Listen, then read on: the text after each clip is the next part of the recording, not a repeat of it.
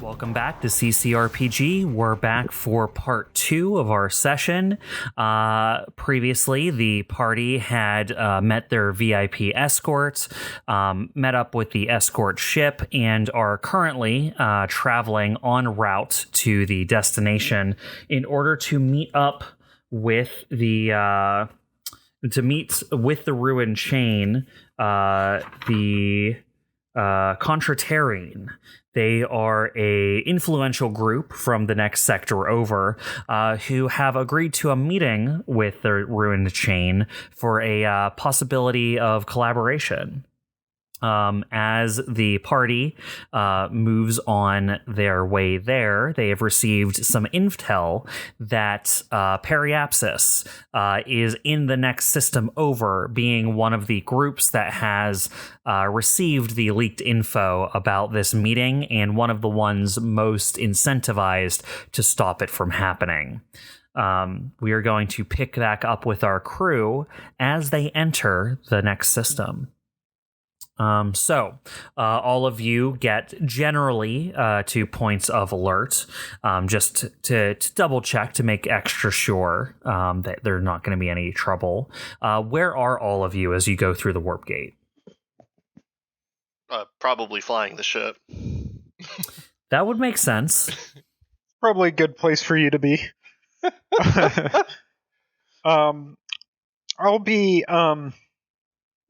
I'll be at the in the cockpit as well.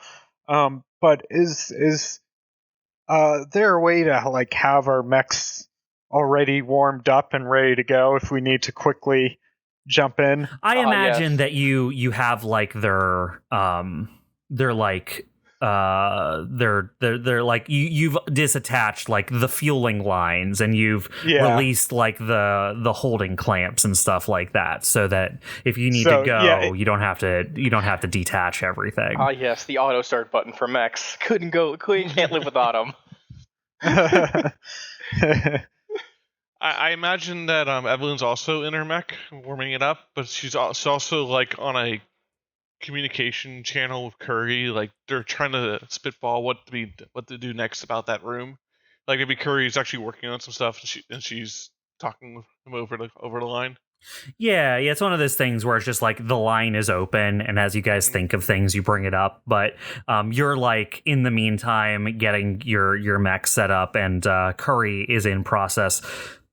After that last meeting, knowing that you guys might be getting into a scrap, he's shoring up his knowledge of how to get from place to place, so that he knows, what to do in case the ship takes any damage. And by the way, when I said I'm in the cockpit, what I probably meant to say is like I'm in the helm. You're on the bridge. Rock. Yeah, I'm on the bridge. That's the word. Yep. Yeah, I assumed that's what you meant. Yeah. Okay. Dyne's around the mech hangar bay. He has Artemis basically keeping the Prometheus ready whenever it's needed. But he's running around the hangar, making sure all the other mechs are ready, getting them ready, getting what's needed done. Totally. It helps when you have an AI that can do a lot of it for you. Yeah, totally. Yeah, I imagine you're doing stuff like helping move the cargo around. You've released the kind of like the false crate exterior, so that you guys can like access the side panels that open up into the cargo bay for the ship if you need to jump out into space and whatnot. Yep. Mm-hmm. All right. Well, you guys get ready, and as you're on alert, Torsay is in the operations chair, kind of monitoring things as you go through. And as you get to the other side, everything seems nominal. It's actually pretty uneventful arriving in system. You appear in the system, and as you arrive, it's just open, starry space all around. Can we have active scanners search the area, like see if there are any heat signatures, any warp they call it in Star Trek, like warp signatures, something like that could indicate there's a ship nearby? I'm already on it. Yeah, I'm running all of our sensors on full power. All right, good. Let me know if you find anything. All right, you guys start your path through the system. Are you doing anything fancy, or are you heading towards the other end of the system?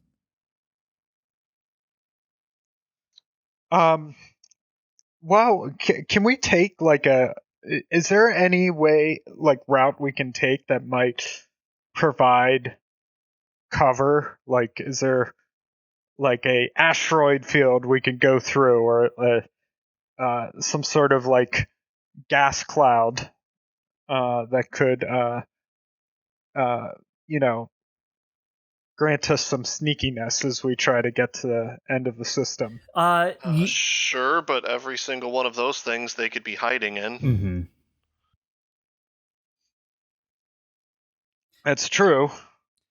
Yeah, I mean, if you want, I can pull up the charts for what the orbital bodies in the system are, and we can decide from there. But I don't know. Still, the closest one of those to the gate is still going to give them miles of view on us before we get there. Yeah, well, then I guess it's not much point if they're going to see us coming before we even get to hide. All right, well, just keep at it. Let's try to get out of the system as soon as possible. All right, so as you get closer, you start, doing your sublight engines through the system. You guys have a couple of hours before you get to the other side of the system. Do you guys do anything during this time? I'll stay piloting and at the ready. At some point, Dyne would probably tell Evelene to go take a break, and then when she's done, he would go take a break, kind of like rotating shifts. That way there's someone able and ready, but not like we're exhausting ourselves. Yeah, probably makes sense. And I was sort of mulling that too, like flip-flopping whether or not to take a break or not. I mean, if anything, she's particularly high-strung right now with everything going on, so maybe she'll take a quick nap in a break room. I'll remain on the bridge, and I'll help Torsay out with the scans that she's doing as we move along. All right. And as you guys get closer, eventually between you and Torsay, you do get close enough where the gate starts coming up in range. And from this distance, what you can tell is right now it's just a floating chunk of metal. You don't find there's no like energy like there's usually when a gate is active, there is a ton of energy exuding off of the gate. That is not the case right now. The gate is cold. But you do catch a bunch of mech-sized signatures surrounding the gate. Okay. I'll order an all stop, and I'll also let the other ship know that we're picking up some signatures around the gate. The other ship matches your velocity. Torsay, what can you tell me about those signatures? Oh, well, it's definitely Periapsis. I'm getting 7 of them. Are they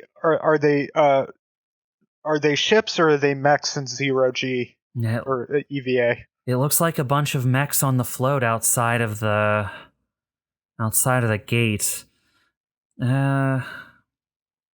Oh, right there. She points at a part of like the imaging, and it kind of like zooms and enhances. It looks like there is a ship powered off that is docked with the gate right now. Ooh, okay, good catch. Any sign that they've seen us? It's hard to say. They haven't moved in response to our approach.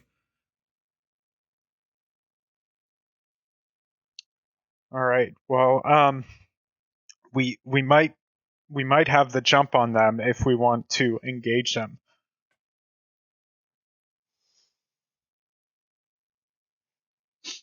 At the Seven. gate? Yeah, at the gate. 7 of them. That's gonna be it's gonna be difficult. They've powered down and taken over the gate. Can we assume that they took over the turrets? Well, if the gate's powered down, does that mean the turrets have power? You would think, yeah. That's more of a general I don't know question, because Dyne's not at the bridge. I don't know if that is somewhat. So the only person who might know the answer to this is Rock. This is not really a thing that people outside of CorSec would kind of like. This isn't a common occurrence. Rock, where did you serve in terms of like when you were with CorSec? Oh man. Just in generalities is fine. Yeah, probably just the core worlds themselves,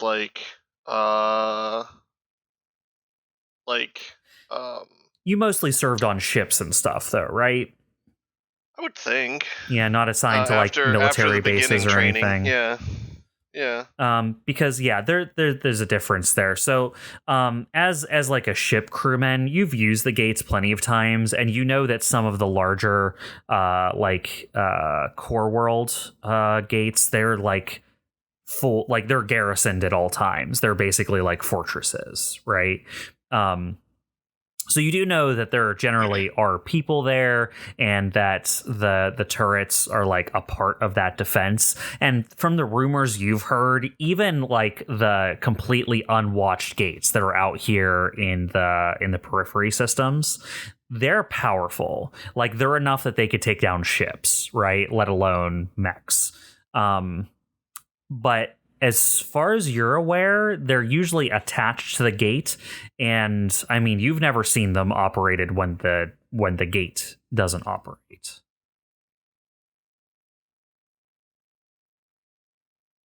Are they usually automatic or manned, I guess? They're automatic. Right? They're definitely automatic. Okay. Yeah.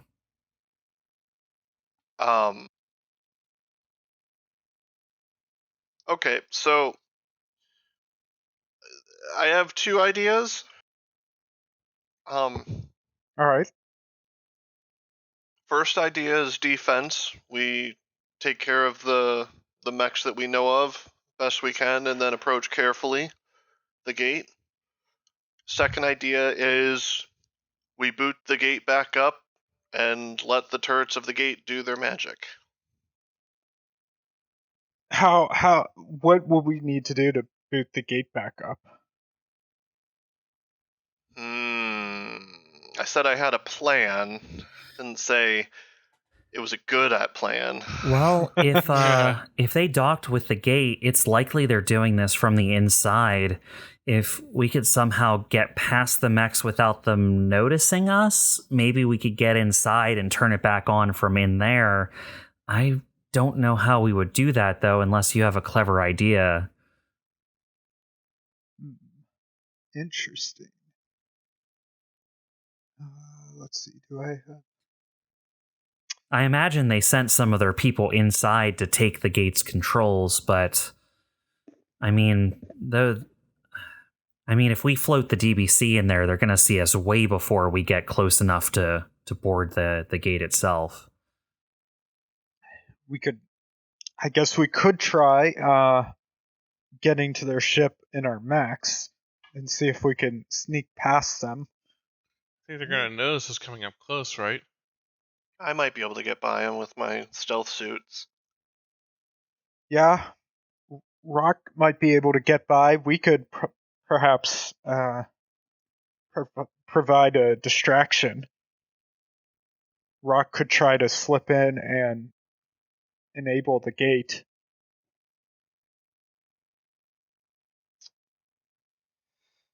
Or we may just want to... I'm just worried that if you guys get caught fighting them when the gate comes back on, the turrets will blast you just as much as them.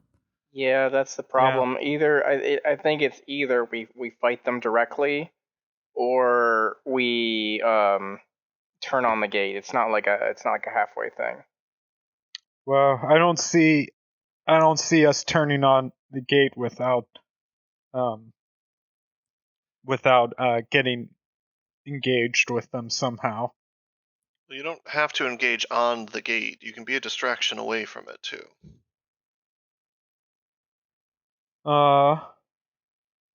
It's true. But I do worry about us separating from you. To be honest, I know enough about, this kind of technology to be dangerous, but I don't know if I could reestablish power or what they're even doing exactly. That is another problem.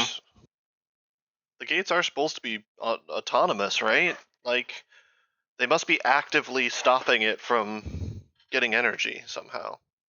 Yeah, that is another problem. We don't know the method that they're using to shut it down. I think it's too risky to send Rock out on his own to board their ship. They might have even more defenses inside the ship as well. Well, whatever we do, we have to do it as a team together. In that case, do we still want to get Rock ahead as we get in position so he can blast away as the first shot? That could work. Just the first strike. Yeah, that sounds like a plan. Because to be quite fair, his mech is the most mobile. Yes. That wouldn't work, right? What about ship support? What kind of weapon systems does the other ship have? Well, it's docked with the gate, and I am assuming at the moment that if it becomes undocked with the gate, whatever they're doing energy-wise to the gate will probably stop. Sorry, I meant Kalion's ship. Yeah, we're probably gonna have to bring him in on this if we're gonna. Yeah, in fact, let's call him up to the bridge, and I'll hit the intercom and say, "Hey, Captain, can you join us up on the bridge?" Hey, Torsay, how convincing of a Corsac signal could you give? Well, it depends on how long you give me. I could probably fool someone who is lazy on the job real quick. If you want something complex, I can get it done. You'll just need to give me some time. If we put out a signal saying the Corsac ships are coming or something, it might make them run away, right? Could we mask our transponder to impersonate a Corsac ship, then send a message to them? I suppose that's possible too. I would say that let's just say our ship does not cut an impressive corset figure. That, and how often do Corsac ships come through this area? Not very often, I'd wager. Nah, Yeah. if they really had to pull this off, they clearly knew that they could get away with it. It could probably Well, we buy could us come some time. If say the gate was on and we were just trying to fly past them, it might be enough to confuse them for a few seconds to buy us some time to get into the gate, but we're going to have to do something to get it back on first, too. Yeah, that's the problem. The fact that the gate's off means that there might be Corsac ships here at some point. Yeah, But if you actually, turn it on, it may show up. yeah, I'm sure that this gate being down has already gone out as a signal. I don't know what that means in terms of response time, though. Bob, did Kalian hear my? Yeah. They got Okay. the message. Cool. Just make sure. Yeah, after a few minutes of you guys talking, the bridge door opens and Kalian enters the bridge. His two bodyguards are there as well. So I'll bring him up to speed. I'll say, so it looks like we're at the gate now. It's been powered off, and we have we see 7 mechs around the perimeter, and a powered down ship that looks to be perhaps interfacing with the gate, and causing it to be down. We're just going over how we want to respond, and I thought you'd like to be involved. Well, I would say it's good we hired you. Really, they left seven mechs here. I don't know how familiar you all are, but out here, those kind of resources are hard fought. They must really not want us to get there. If things went to plan, they should still not know you're working with us. People with your kind of resources are a hot commodity out this way. I'd have to say that if our ship tried to take them alone, we'd probably be overwhelmed and boarded. So, if you have suggestions, I'm willing to hear them. What if we send your ship in? You would stay here, of course, as if it was alone. Wait for them to approach your ship and try to board, and then take them by surprise. Well, that's very dangerous for their ship. Yeah, that'd be putting all of my crew in a lot of danger, and as soon as they got a sense that funny business was happening, I couldn't guarantee they wouldn't take it out on my ship. Also, well, hopefully we would present the more immediate danger. Well, we'd have to act quick then. I mean, like assuming they don't just shoot the ship flat out, I mean, we'd have to be out there like almost immediately. And what kind about of the defensive? opposite? Go ahead. What about the opposite? What if your ship heads back, or stays back? If we just go ahead, I mean, they don't know that we're here escorting you. You can just get into the safe room, and we'll fly past them, right? Worst case scenario, they yell at us, and we can back off again. But best case scenario, they let us through. I mean, would they turn on the gate for us, or would we just sort of just show up and they say like, "Nope, can't come in here," and then we just make us leave? I don't know. I don't know these people. It depends on if you think we can negotiate with the Periapsis. I mean, I'm all down for bluffing, but we got to make sure we aren't gonna put ourselves in a bad position if we have to start a fight. Well, if we do this, we're still going to lose the other ship, and at that point, why don't we just use our own jump drive? True. I mean, I'm sure we can bluff. I'm sure we can bluff for what was it, like 60 seconds? We need to get that jump drive going. I mean, we can use the jump drive without interacting with them at all. We turn around right now, go somewhere safe, make the jump. I'm just worried about how many times we can use it, because we'd have to use it to get back too. True. Yes. Well, and I don't want to leave the other ship behind.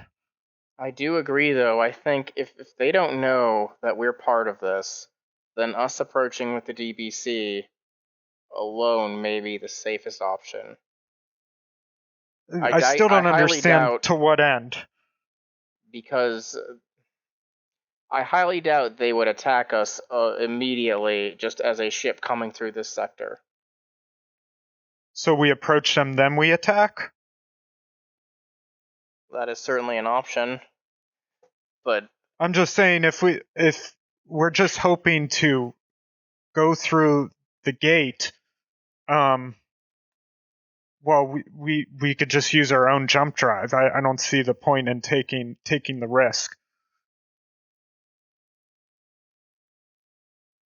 because this is just a question, Bob. How often are we able to use the jump drive? Because we have a limited amount of ability to use it. It's all based off That's a of good fuel. Like, narratively, you probably have enough to get there and back if you don't use the gates.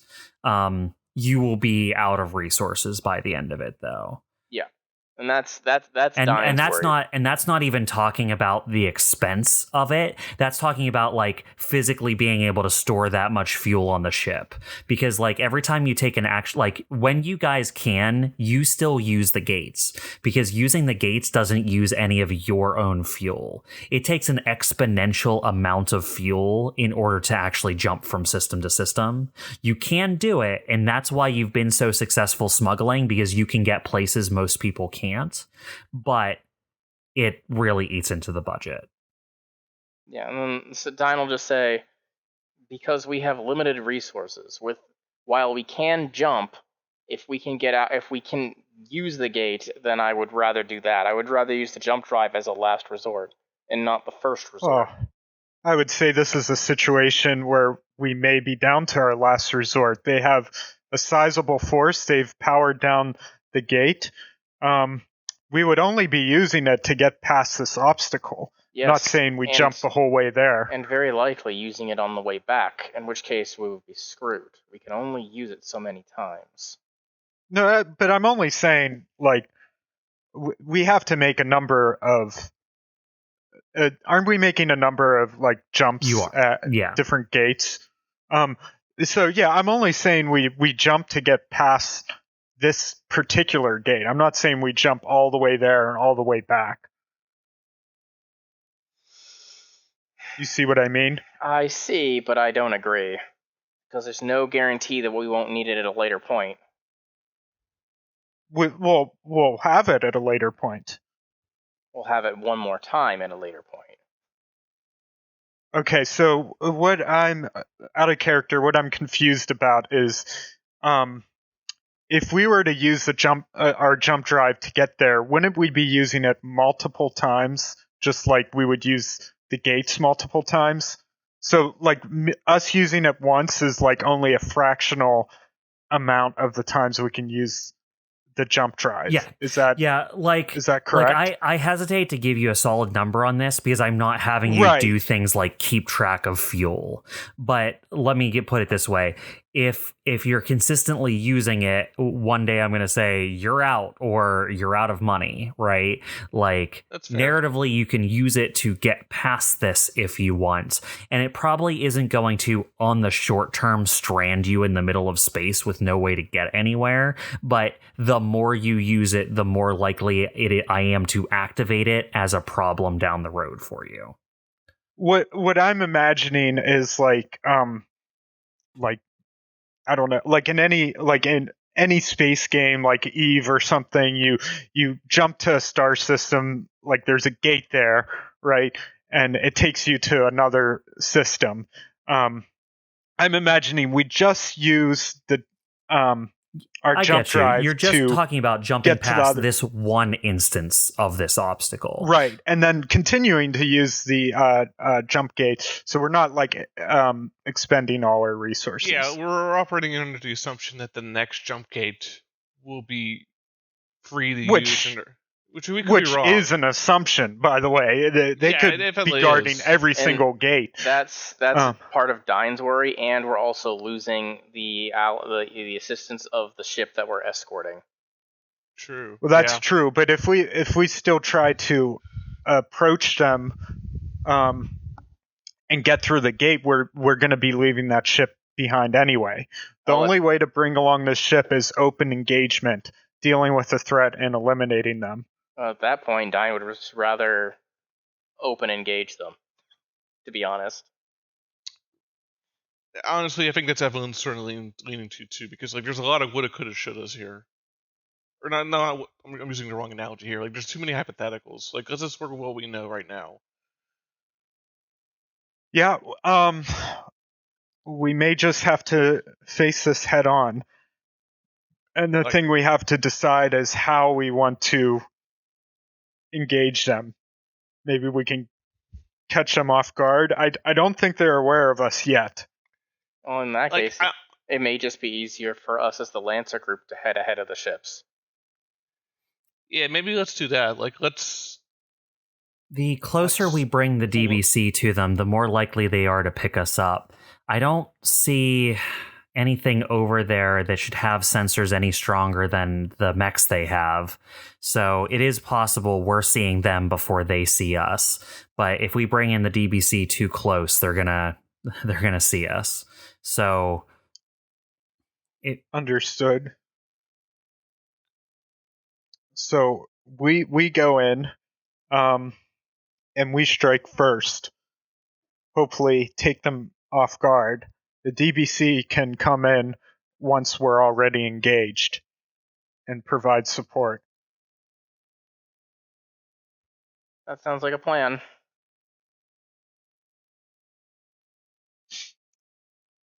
Captain, does this sound good to you? I'll look at Kaylin. He's kind of just been evaluating the whole time. Yes, it makes sense. I'm truthfully surprised they would spend this much resources on keeping us here, but I suppose they didn't really expect they'd be risking losing them if they thought they were only going to capture us. No, I'm with you. I think something else is going on. I suppose, Captain, I would ask you this. What would you expect Corsec's response to be for a gate to be down out here? It happens from time to time. It is a thing that I know that the Free Space League has done on occasion to halt the pass of a convoy and basically hold it up for resources and monetary gain. The response from Corsec, while slow enough that they usually get away in time, is still proportionally strong for an area where they don't have a lot of forces. If there are garrisoned Corsec forces nearby, they are probably heading here now. Well, then I think unless they've done their... Oh, go ahead. Unless they've done their research and know exactly where the nearest Corsec ship is, then they're taking a huge gamble by shutting that gate down. Yes, exactly. The mere fact that we could have rescheduled the negotiations means that they're not only confident that it's still going through, so they may have more information than we know, but also they're willing to take a huge risk to stop this. More than, forgive me for saying so, seems necessary to stop you from going there. No, that makes sense, because otherwise the alternative could be us just waiting it out and waiting for Corsec to arrive. But that doesn't seem like it's an option here. Yes, so I think a quick and speedy resolution to dealing with them is the best option. Let's take them out. I agree with you, Rock, right? There's something happening.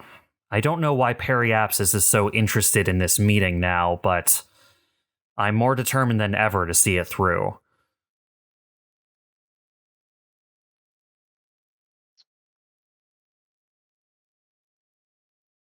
All right.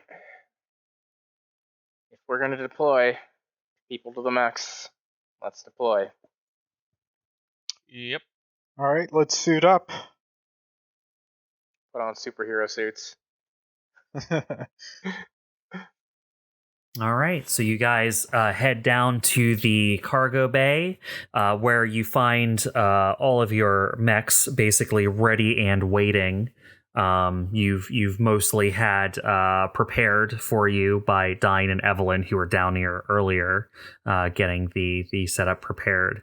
As you guys board and activate your mechs, you're able to evacuate the atmosphere in the cargo bay and open the side door to access space. Anything you guys want to do as you prepare to enter this engagement?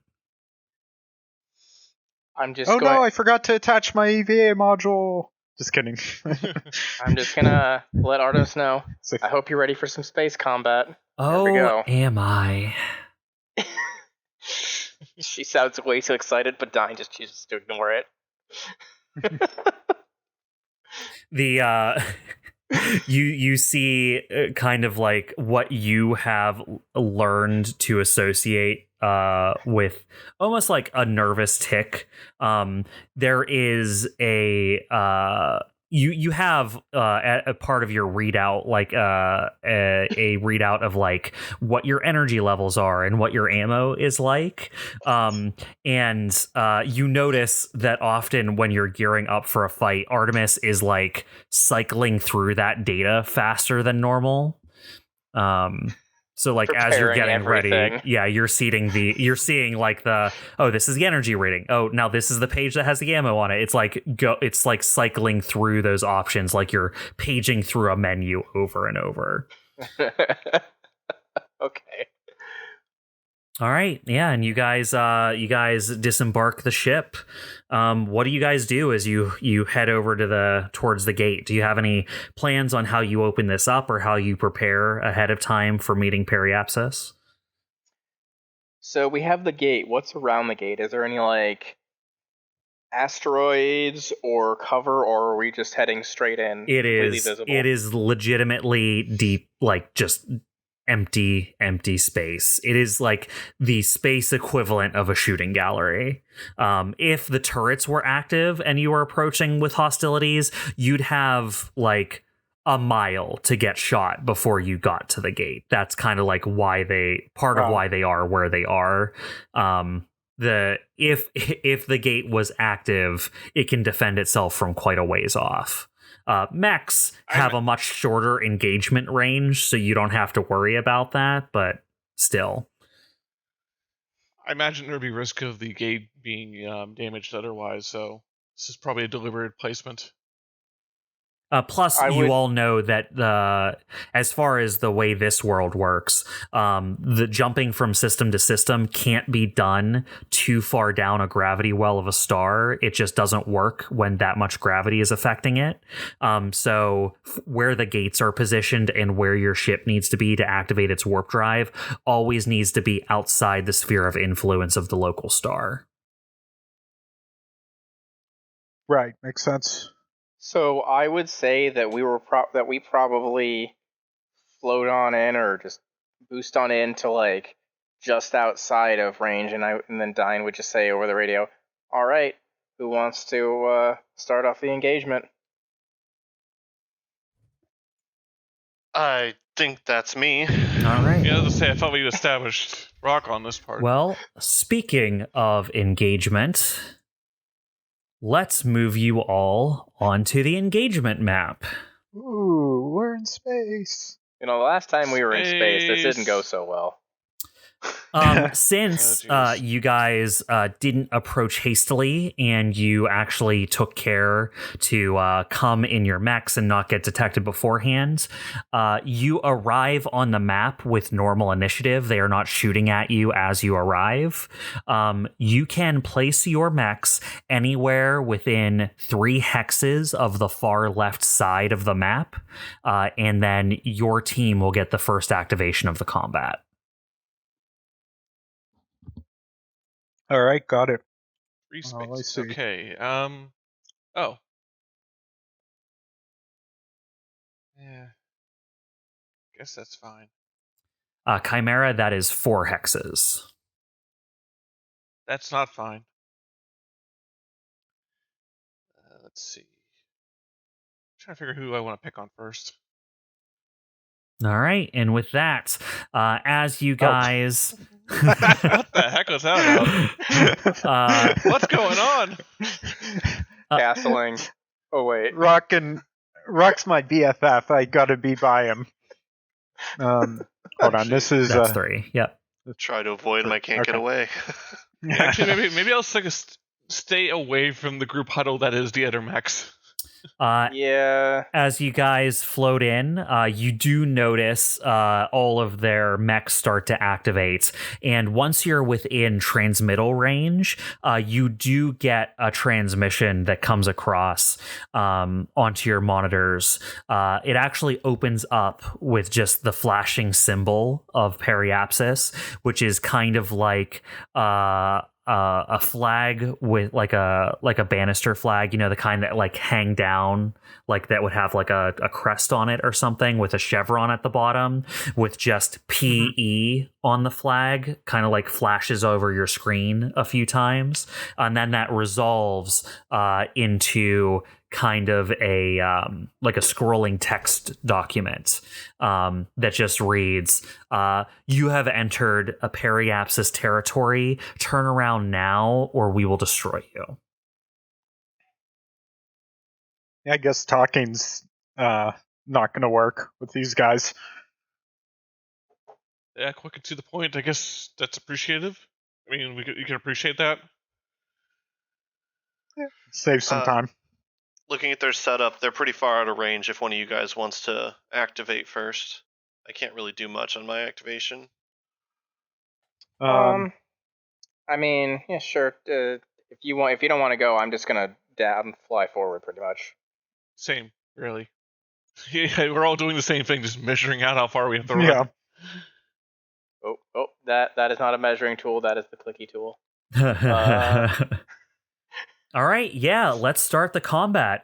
They have threatened you. You have approached with weapons drawn. Who wants to activate first and get this kicked off?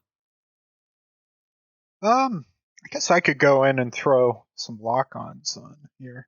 I think I could get within range. Yeah, I'll be able to get in range of at least one thing. So, yeah, I'll go. All right, so I boost forward, coming to a stop in empty space, and I am going to activate marker light. So I'll make a tech attack against Acquirer 3. He's within sensor range for me. So let me do this. So a tech attack. Bring up my sheet. 1 second, sorry guys. All right, I rolled my tech attack. I rolled a 15. Okay, a 15 will hit their E defense. Okay, on a success, they take 2 heat, lock on, cannot benefit from soft cover until lock on is cleared. Additionally, once before the start of my next turn, when an allied character hits that target, they can declare as a reaction they have hit a weak spot and it becomes a critical hit. All right, you have successfully launched yourself forward, and as a quick response to their threat, you have drawn them into your sights. All right, that's a full tech action. That's going to be it for my turn. All right. In that case, so that is. Oh, and it's shredded as well. All right. Oh. My prophetic scanners. Acquirer 3 is shredded. He has acquired many debuffs. Yes. Okay. I'm going to activate Assayer 2. Assayer 2 is going to, as a full action, is going to activate Defensive Net. Oddly,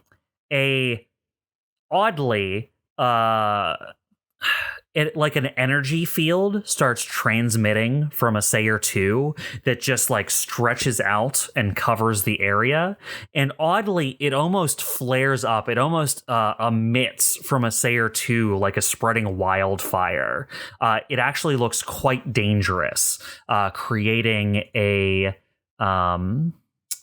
where is it? It is a burst 3 area around Assayer 2. So let's go ahead and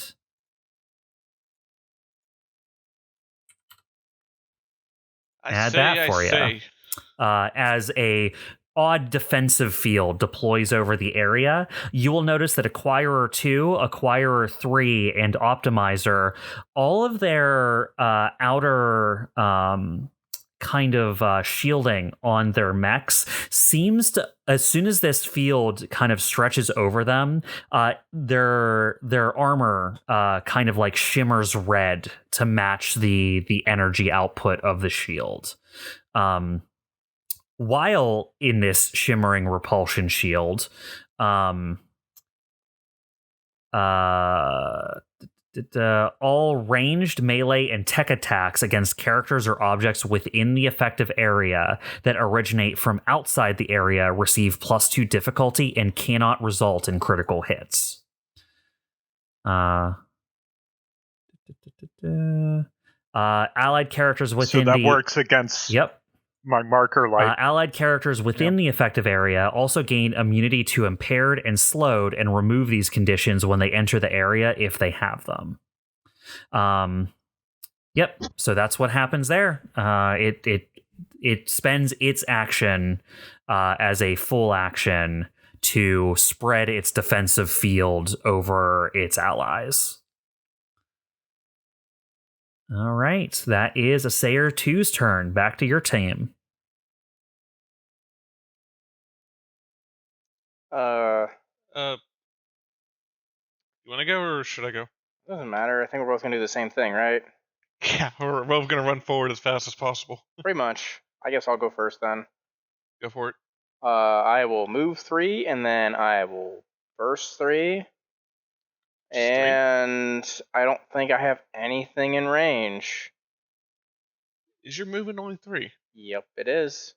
Oh, wow. I am a heavy-duty mech. Yeah, there's a lot of mechs that actually have speed 3.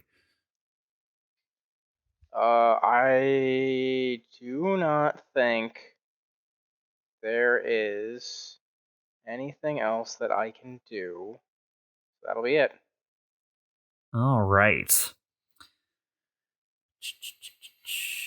As soon as Orion ends as soon as you end your turn, Orion, lighting up mere moments after the other, Assayer 1 will also activate its defense net.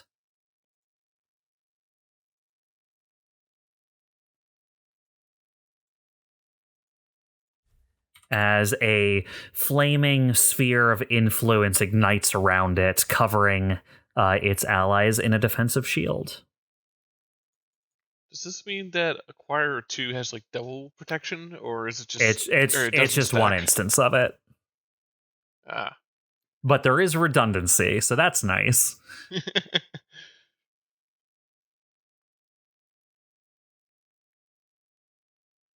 All right, that brings it back to your side. That's all Assayer can do.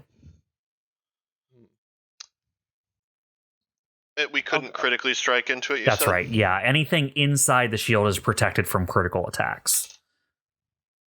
Okay. I can go next if that's all right. Mm-hmm. Yeah, I'm gonna do what everyone else is doing and just rush forward, so... God damn it. There's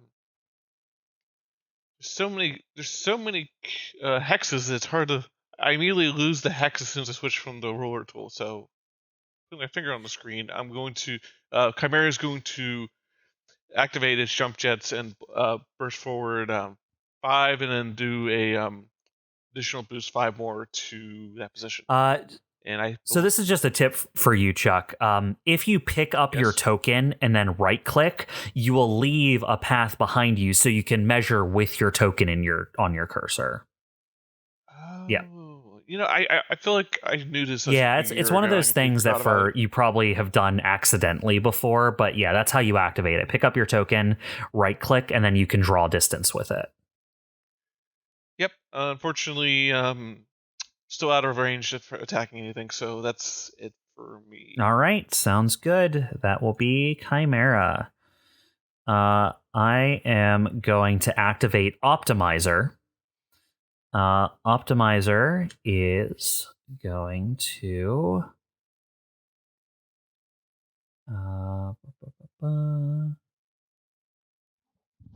Going to optimize. they are actually. Oh man, are they a What a min-maxer? surprise. The Optimizer is going to move forward, and you'll notice in one hand it creates like a network of small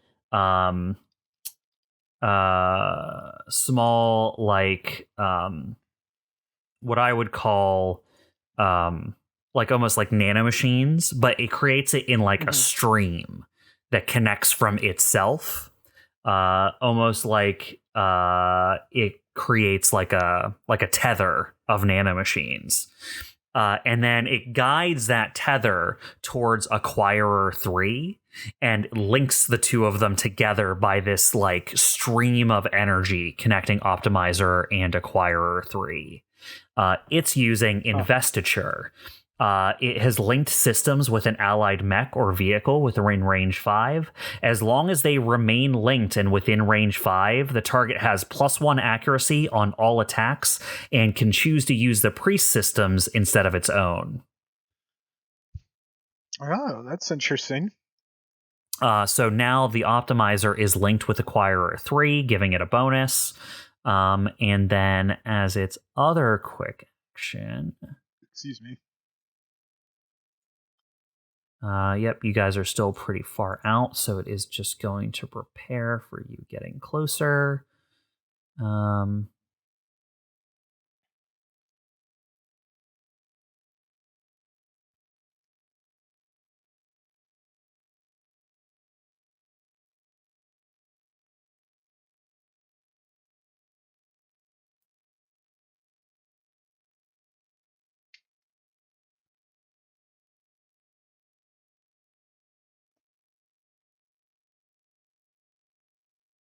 Interesting. Fascinating. Optimizer is additionally going to break off a small pack of its larger shield drones and send them out to around Assayer 2. And these shield drones start rotating around Assayer 2, creating a charged shield network around it. So it has applied Dispersal Shield to Assayer 2. It has released a cloud of miniature drones. It now has resistance to damage and heat from the next 1d3 attacks. Okay. Do you have to roll that now? That is right. Or? For the next 2 attacks, it has resistance to all damage. These are really cool abilities. Too bad they're being used against us. That is unfortunate. That is Optimizer's turn. It is taking its turn and optimize things. Back to you, Rock. Sure has lived up to its name. All right, I will move forward.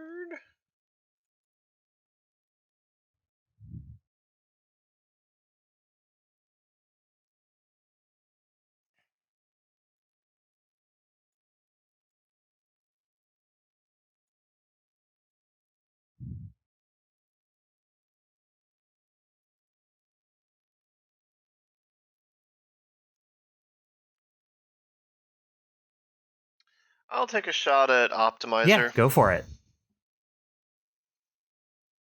This is with my Vulture DMR.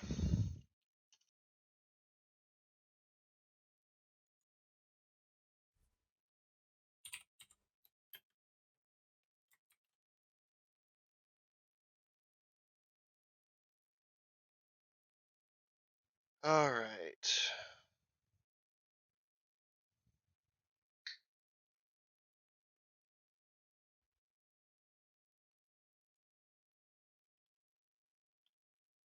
think I only have 1 accuracy because I moved. And you have shooting at anything that's inside the defense net provides +2 difficulty. Oh, +2 difficulty. Mhm. Okay. Steady. Do that. Sorry, I'm just looking over. Yeah, no problem. I didn't protocol at the start of this.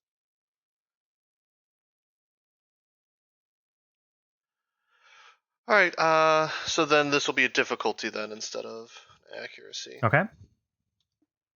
4. 4. Misses. 4 will unfortunately miss its evasion.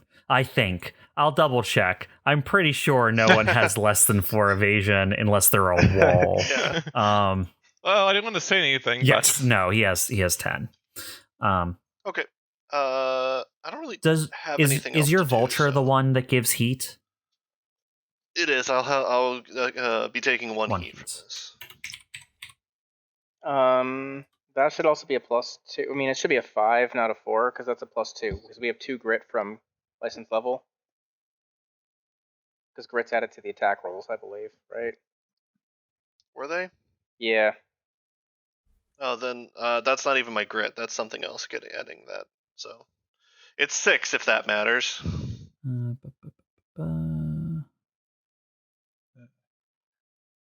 No, a 6 still does not hit. Okay. Does grit? I thought we already had all this stuff set up. Yeah. I It's thought, not this- maybe I'm thinking of something else. Never mind. Because I could have sworn it was just to the attack rolls. Yeah, it says on all of your Uh. sheets you have a +2 attack bonus. Yeah, I'm pretty sure that is from grit. Yeah, so Jay, Yeah. if your vulture DMLR, that's the damage is 1d6 +1. So yeah, your where's that +1 coming from? Is that just from your grit from previously? My frame. No, it's from my mech. Uh, I get +1 all range attack rolls. oh, okay, then yeah, It's just something I yeah, get. then totally, it should have two more on there. So we'll keep that in mind for attack rolls going forward. Cool. Thanks for that, Jeremy. Mm-hmm. All right. Yeah, because we were confused exactly what it was used for last Yeah, time. attack rolls. Yep. All right. Anything else for Rock? Nope. That's it. I am going to activate Acquirer 3. Acquirer 3 is the one with lock on it. Mhm. It is going to shoot its bombard cannon.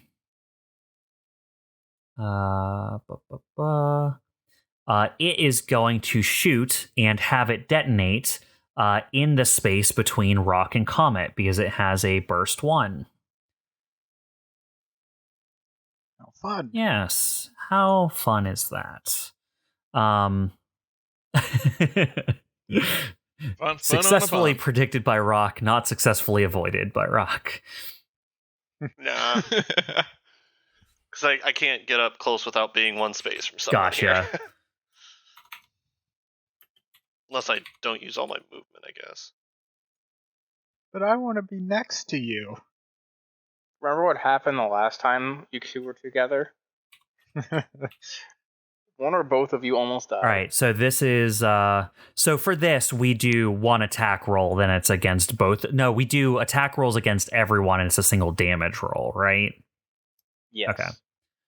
All right, so this is against Comet, 16 versus evasion, That hits. and then against Rock, 21 versus evasion. Yeah, that'll All hit. right. Wow. You will Yeah. find out now that this guy doesn't get critical damage. You will notice because you don't take extra damage from getting over a 20. So that's good to That's know good. at least. But both of you do take 5 explosive damage. All right. Ouch. That'll hurt a little. 5. Got it.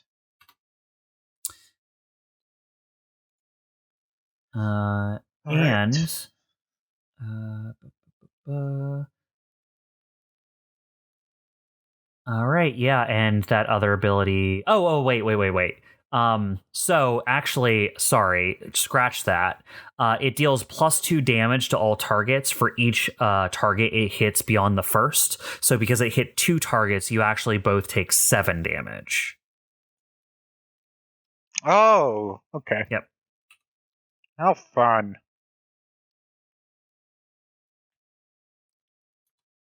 All right, that is Acquirer 3's turn. Now I will activate Acquirer 2.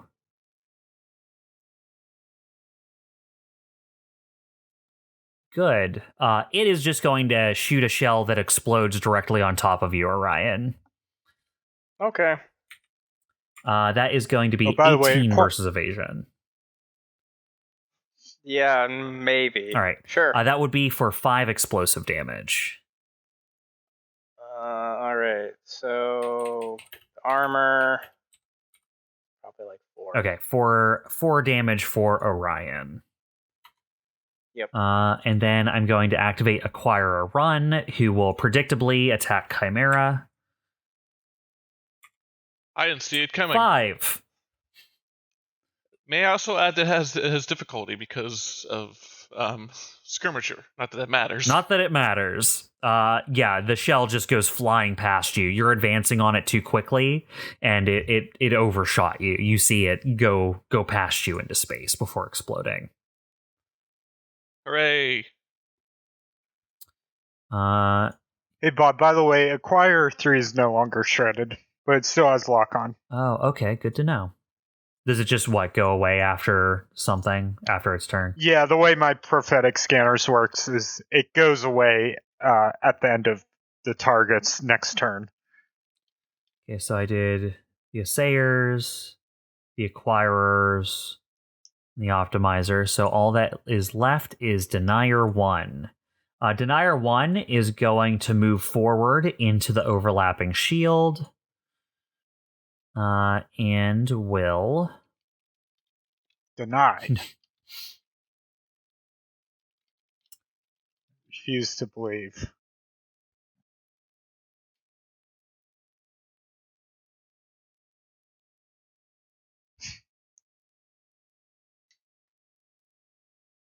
Yeah, that's interesting. You said Denier 1, but I only see one Denier so far. Oh, how about that? When's the second one going to show up? How about that? What do you know? Okay, so what is going to happen, and let me actually find a thing for it. I'm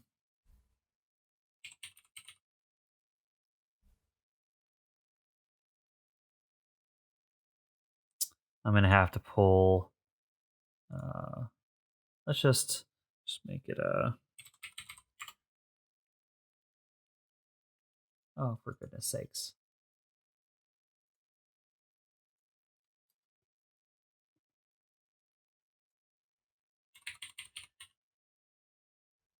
All right, we're just going to use this turret token to be a signal, an indicator here. Because what's going to happen is Denier 1 creates a razor swarm within sensor range. Oh. So it is a Blast 1 swarm. So that is going to be...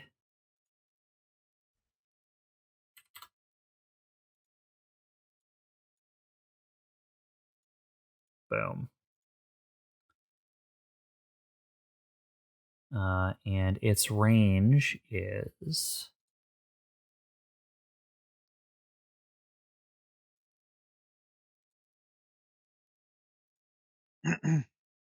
So it is going to create a razor swarm here. And then... But it's just that space, What's right? that? It's just that space, though, right? As in, I'm sorry. It is a burst 10. So let me add an aura on it. It covers this space. Oh, okay, that's better. I'm sorry. Burst has 10 10 the 10 radius. feet. Yeah, 1 space. 1 space, sorry. 1 space. Oh, thank God. Okay. I think we would just pack up and go home and lose the Just entire he map. just covers the field with nanites. We just go back and we tell Ian, like, you know, on second thought, is this meeting really that important? Can we try again next week?